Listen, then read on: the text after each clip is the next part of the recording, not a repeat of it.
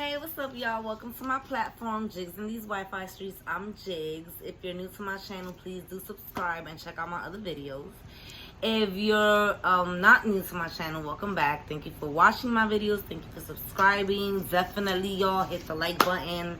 Okay, definitely leave some comments. Okay, let me know what your thoughts are on my videos, on my commentary.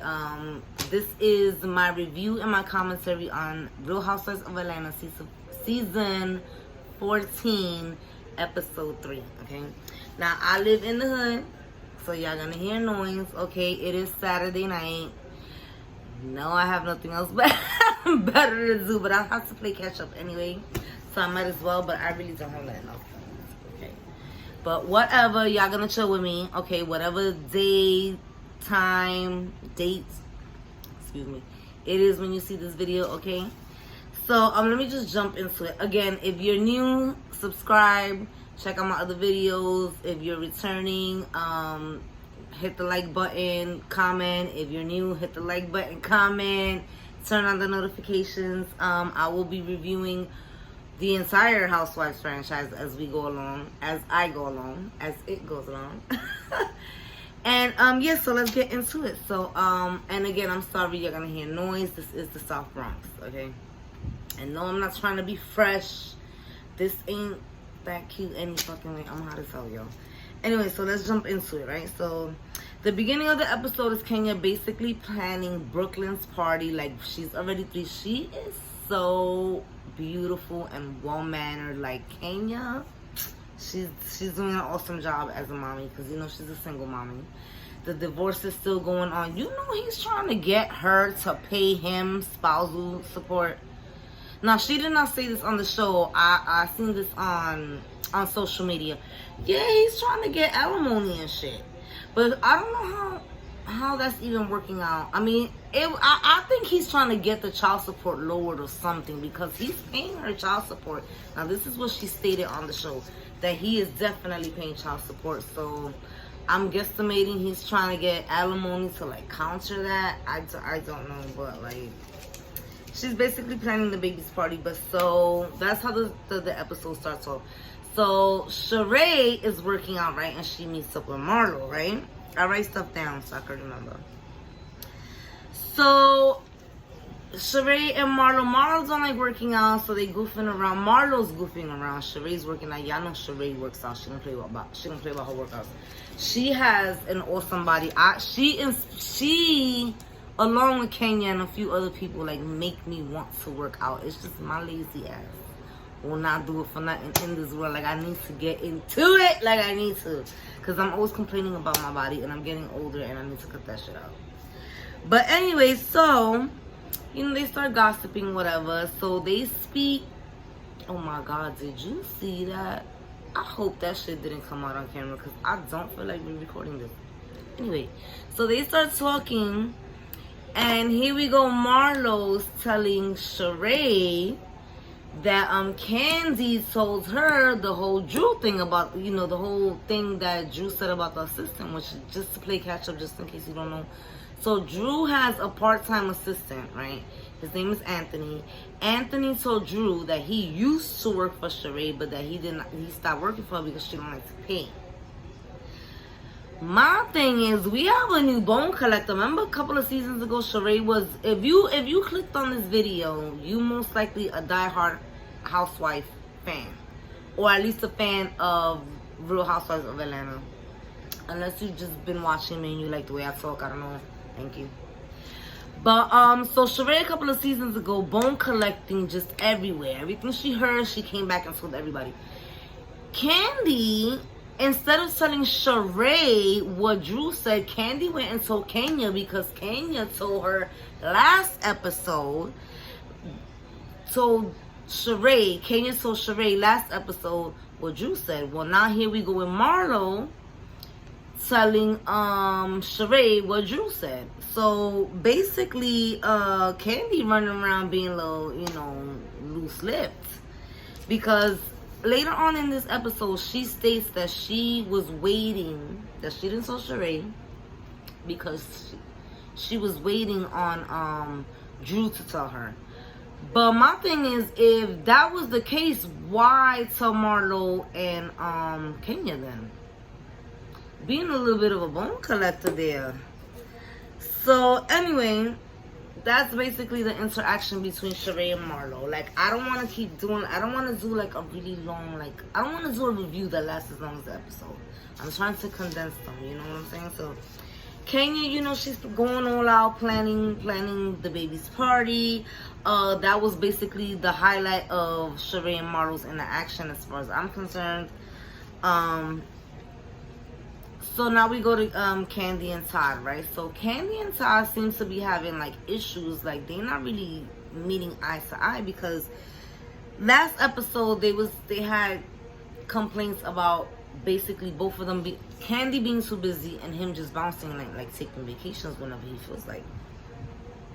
So this episode, he's basically listing he's going down a list of complaints. Todd is saying that they're not having enough sex, that they work too much, that he feels left out of her projects. Now, he had a project that he left Kandi out, but he was complaining to Kandi about how he does a lot of stuff that he doesn't get credit for. Kandi always gets credit because the world assumes that Kandi's the one that did it. Now, that's true, again, because Kandi is, or has turned out to be a very successful woman, you know, a multimillionaire in her own right. She has written she writes songs, she acts, she's directed plays, she's getting her feet wet in directing. Escape is back up, like she's doing a lot of stuff, you know what I'm saying? So he's starting to feel like kind of like left out. So hold on. Kandi, oh yeah, I told you about the production. He left her out of production. So basically, Kandi's trying to say that Kandi stated that she doesn't know what to do about Todd feeling like less than when she knows he puts in a lot of work. And that is true, that he does put in a lot of work and he doesn't get enough credit, but she don't know what to do about that. And see, and again, he knew that he married a successful woman, and that it's basically always going to be their relationship where people are going to say he got with her for the money, he doesn't work as much as she does, those things are not true to him. I mean, I don't know him personally, but I don't believe he married her for the money. And he does work. He does. Remember they met on Bravo production. He has been on production. You know, he has been on sets. You feel me? That's how he made his money prior to meeting Kandi and while still being with Kandi. Except that now they doing it together to make sure that all the money stays within the family. You know what I'm saying? So it's not that he's not doing anything, but he does. I think Todd feels emasculated by her success. That's something that he's gonna have to, I guess, figure out how to get over, because technically it's not her fault. And Kandi, you know, Kandi goes all out for her relationships. That's one thing that you cannot play. Kandi don't play about her money, her mama, her kids, her husband. Like, you can't, they literally go hand in hand. Like, you cannot not think that you can mention one and maybe that's like the lesser, it's gonna get you the lesser reaction. No. All of those will get you a fire ass reaction from Kandi. Like, she don't play. So technically it's not her fault, you know? But that's basically the interaction between them two, because the major event of this episode really is Brooklyn's birthday party, okay? So here we go, Drew going mess. Now, I will say Drew's also being very messy this episode, but I'm thinking, right, that maybe it's because, listen, if your marriage is not, like, I've never been married, so I cannot speak on marriages, but I feel like this. I feel like if your marriage is okay, there's no way that you are going to always be okay at all times when you're out in the world. And you may potentially take out on other people what the fuck is going on in your household, because Ralph is not really, like, he don't really listen to her. She's trying to constantly communicate with him, and I think that's why, because a lot of people could say, but she's annoying with it. You know what I'm saying? Because she keeps on pressing. But she needs to get out. She needs to get certain things out, and he just won't allow her to. So until she gets some things out, of course she's going to keep bringing it up. You know what I'm saying? But here we go with her being a little messy.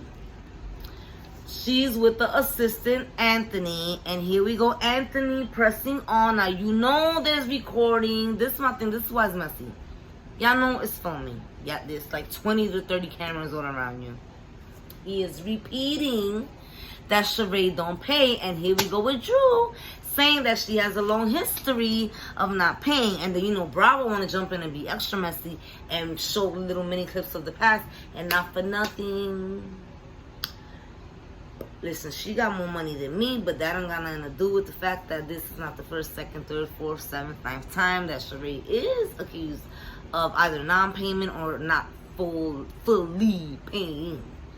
I don't know. She got more money than me. Her money definitely longer than mine, but it is something that has been said on the show. But Drew wants to supposedly get along with everybody, so why be messy boots? And then Anthony, to bring him on the show, and you know you filming, and he's repeating it like he's messy boots too, but like you're one of the housewives. You know he's not, and there's no shade to him because Marlo was always a friend of the show. But Marlo's been here literally season 1. Like, Marlo's a different situation. Like, and we've had Lawrence, and we had, I forgot some of their names. So we've had Lawrence. We've had, Dwight. We've had, a lot of friends of the show that, you know, their presence was different. Like, you just got here, boo. And then Drew ain't even a veteran housewife, so this is very messy to have him on camera knowing that he's gonna repeat that, but then she's co-signing that shit. Like, she's saying, like, yeah, but there is a history of there being said, I don't know, I am not her bank account holder. And Sheree got money. So I don't understand why people say that about her, but that has been said in the past. So let's move forward. Oh, Sonia Bendito, a truck sideswiped her car, and she wound up calling Drew. She wound up calling her husband, but her husband was in Texas. They opened up a business out there, like a livery cab, because he's retired. She's an Olympian, and I forgot. Damn, I think he's a basketball player. Or football player. He's an athlete. I'm so sorry. I stated what he was in my review of episode 1. I forgot, y'all. But basically he's retired, so they decided to open up a livery cab. I'm so hot, y'all. I'm so hot.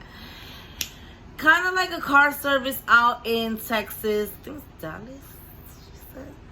Don't quote me on that. But because of the past 2 years, the pandemic, you know, the business took a hit, so he went out there to sort things out. While this is happening, he was on his way back, but Drew got to her first.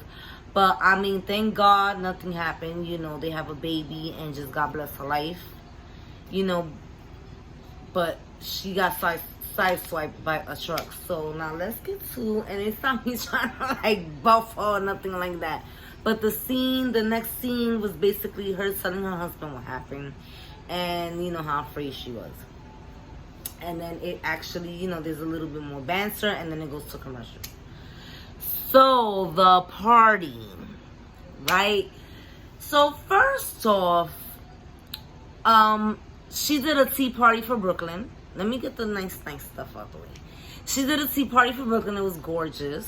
The place settings were beautiful. She dressed in black and white. She dressed her daughter in black and white. Both of them look beautiful. She gave Brooklyn a grand entrance. So she actually waited, had all the guests come first, and then brought Brookie in. She's such a beautiful, gorgeous. I mean, all their children are beautiful children. Brooklyn is she's such a well-mannered little girl. She's gonna be a dainty little female, you can tell. She's gonna be one of those, you know, not prissy, but dainty. And she's so well-mannered. Well, all the kids are beautiful and well-mannered. But, anyway, it's Brooklyn's birthday. Excuse me, it's about Brooklyn. It gotta be about Brooklyn. Beautiful. But now that we got the pretty shit out the way now, you would think Kenya would not be a little too messy at her doors, because, you know, you gotta be a little type of messy. But my thing is, if they want to be messy at their own birthday parties, or their own birthday parties or certain dinner parties, okay, fine. But I just be feeling like parents' anniversary parties, like their 50th anniversary, like your parents are like pushing 100. Like, why are y'all starting shit at an anniversary party? And then children's birthday parties, that's like a pet peeve of mine. I don't like that shit. But of course, you know, as soon as Sheree comes in, they have a little discussion about Drew, because Drew is coming. Drew is coming to the party. Kenya did tell her, don't start until after the appetizers and the drinks, and we get all of that in. I would have told her don't start at all. But Sheree is a little bit less messy than Kenya, and she said, you know, on the green screen, you know, that she wasn't gonna start no shit unless Drew started first. So, anyways, Kenya's greeting everybody at the door, whoop-de-woo, everybody comes in, fine. Kenya has a table for the adults, obviously. Hello, all the mommies are coming. She decides to play 2 games. Who knows Brooklyn the best, which is Brooklyn, her daughter, right? And the second game is tell us some fun tea about someone. Now, tell me you're not jump starting and being messy.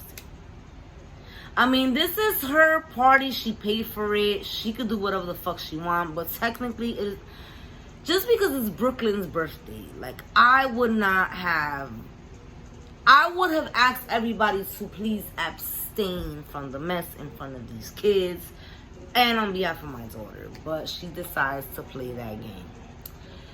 So some more scenes come along. It's just friendly banter, people coming in, Kenya greeting everybody, because she stated that game even before everybody sat down. So Brooklyn comes, make her grand entrance. We cut to the table. She asks that question. Now everybody's reading the questions. So, I don't want to mess up her name. I believe it's Manietta. She, I'm not sure. I gotta look up what she does, because I know she's some type of famous. I'm just not sure if she's like a business entrepreneur or if she's in the music industry to some capacity. I'm not sure. But her thing was, you know, that she had, I believe, surgery, plastic surgery, something like that. Just to keep it lightweight, you know what I'm saying? The second question is if Candy had ever given fellatio in a locker room. Somebody wanted to be messy. Now, I think, because Kenya said it wasn't her, and Sheree said it wasn't her. Marlo didn't say it wasn't her, but that's because they cut to the green screen. Now, I feel like out of everybody in that group, it would have been either Marlo, because Marlo likes to be messy, Kenya, because Kenya likes to be messy, but then again, Kenya has a good friendship with Candy. Sheree, though, has a reason to have an issue with Candy, because, again, if you really wanted to wait for Drew to have the opportunity to tell Sheree, why are you telling Marlo and why are you telling Kenya? I don't give a fuck if you're good friends. You've known Sheree for many, many years now. Their friendship might not be like this, but that's not the point. That's not what you said. See, you said you was waiting. So if you was waiting and you know that rumor was extremely messy and that it would absolutely piss Sheree off, why not just not say anything and let Drew say something, right? So that's why I think maybe one of those 3 was the one that wrote that question. But Candy decided to let that question go, like, whatever. We'll pick this up later. So the next one, it's not a question, it's tea. Who has fun tea?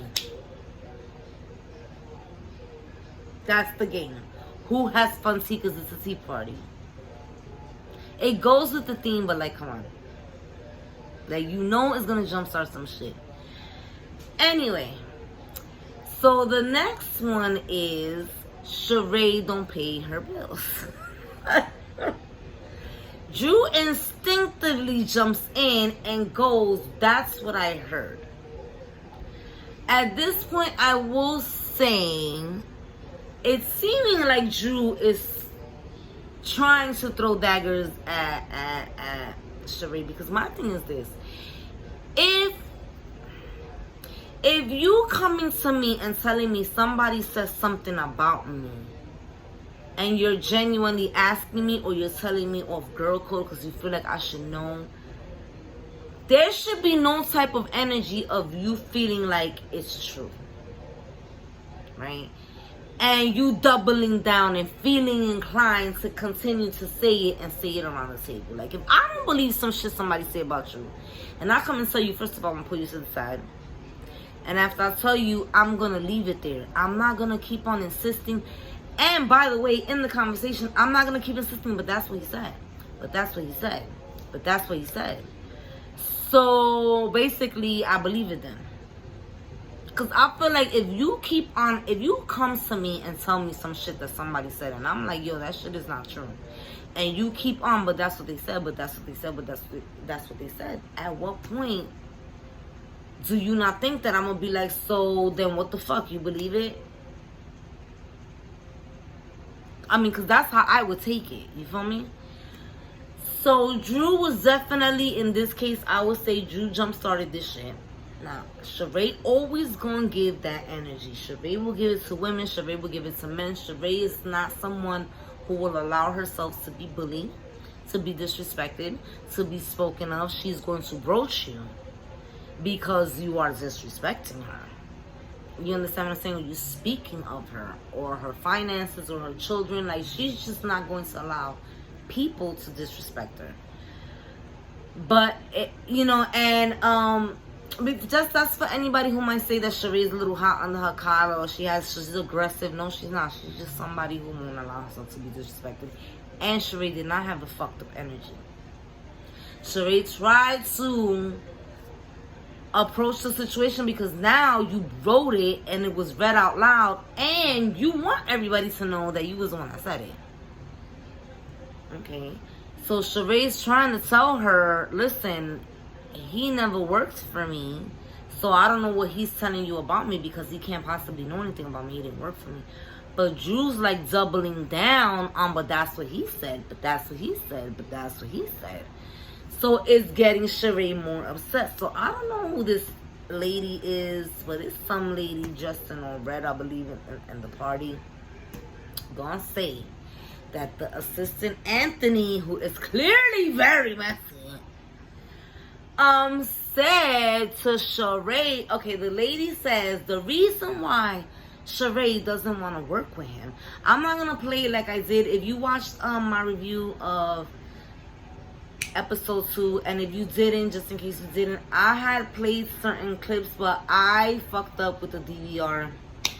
So I have to do my on-demand, and on-demand you cannot fast forward. Because with my DVR, I was fast forwarding and I was playing certain scenes, so y'all could hear with your own 2 ears that I'm not lying. First of all, that made my review super long, and I'm already 23 minutes in, and I don't want to do a review that's almost as long as the episode. But also, I said I was gonna like try to do like a watch it with me type of thing. I want to see whether or not, like, cause I'm a new YouTuber, I don't know about like copyright infringement and all of that. I need to like look into that first before I do like a watch it with me, cause I feel like that would be a lot easier. Also will give us it'll kind of be like give us a chance to like watch it together, and I can commentate at the same time. It's just like we could wrap it up and shit. But I don't want it to be as long. You know what I'm saying? So that's just me explaining it for the people who was here. If you was not here, if you go look at my review of episode 2, you'll see what I'm saying. So anyway, so at the table, this lady's like, listen, that guy Anthony, the reason why Sheree don't want to work with Anthony, because Sheree's trying to tell her, listen, he never worked with me. What are you talking about? Why would I pay him if he was never my assistant? So the lady's like, listen, the reason why Sheree never wanted to work with him is because Anthony said that your husband was gay. I I don't know. I don't know these people. Listen, I'm a viewer just like you. I turn on my TV and I watch. I have not seen anything on the blogs in pertinence to Ralph's sexuality. I'm going to look because there's always something on the blogs. But yeah. So of course now Drew is super hot under her collar and starts like basically putting some bass in her voice towards the woman.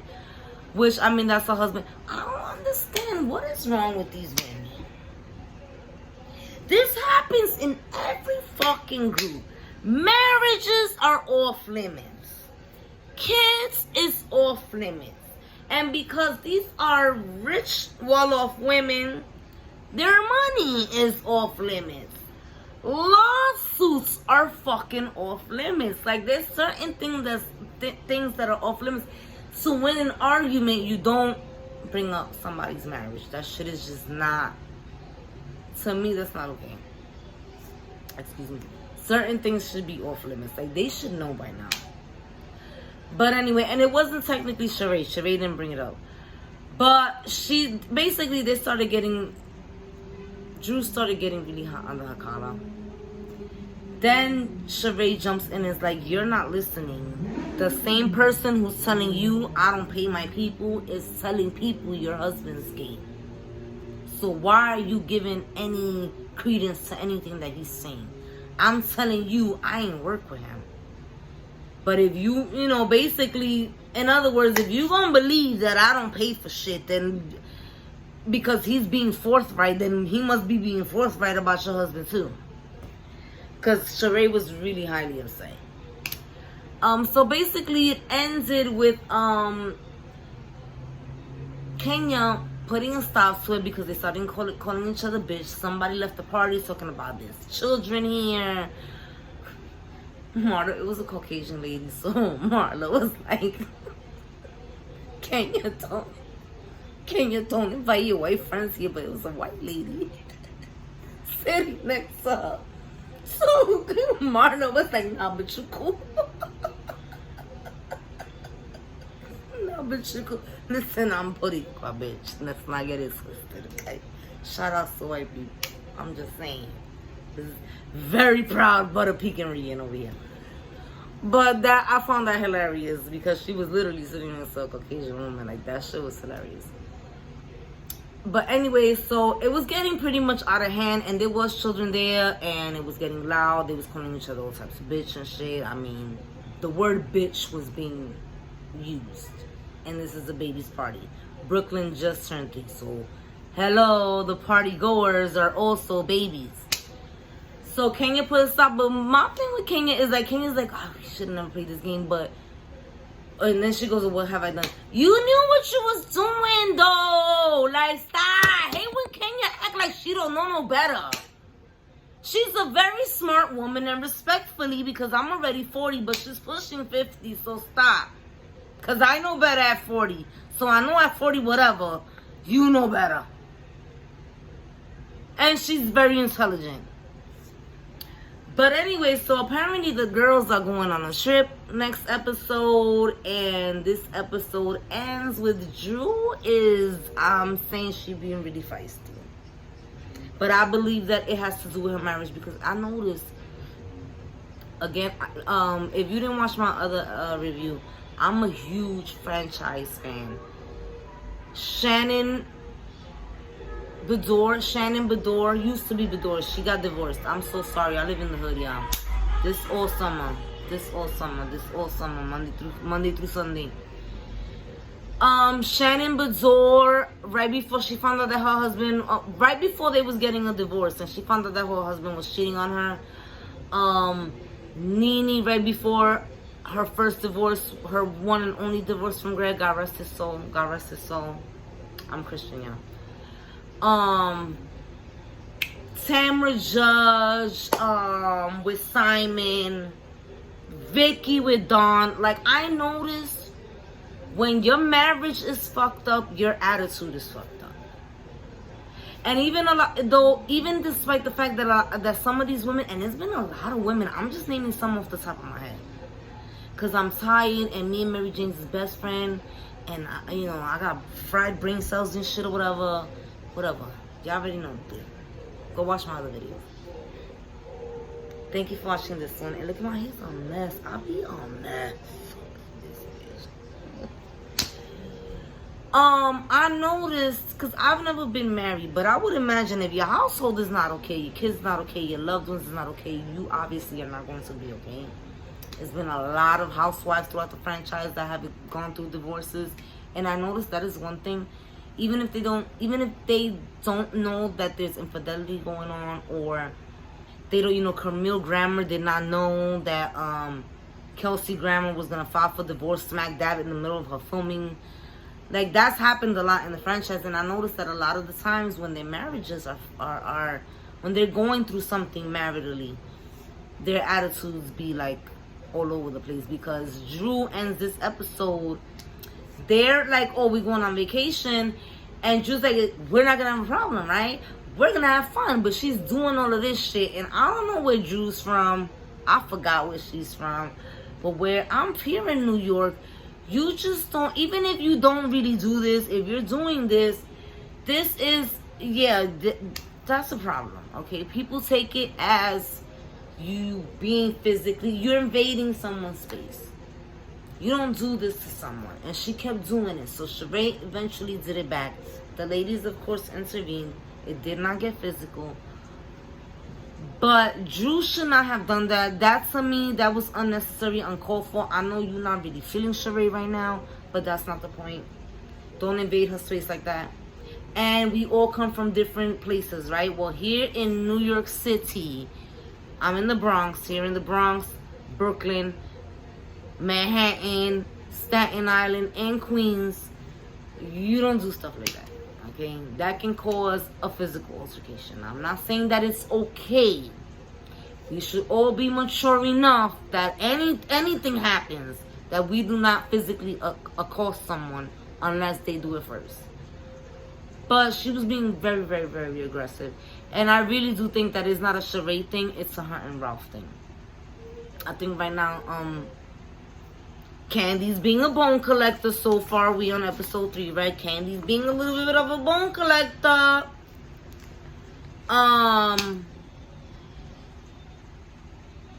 Drew is going through some shit with Ralph. And she's being, I would say, a problem starter. Her assistant is very messy boots. And, yeah. That's my review on Real Housewives of Atlanta season 14 episode 3. I'm having brain farts, y'all, between the heat and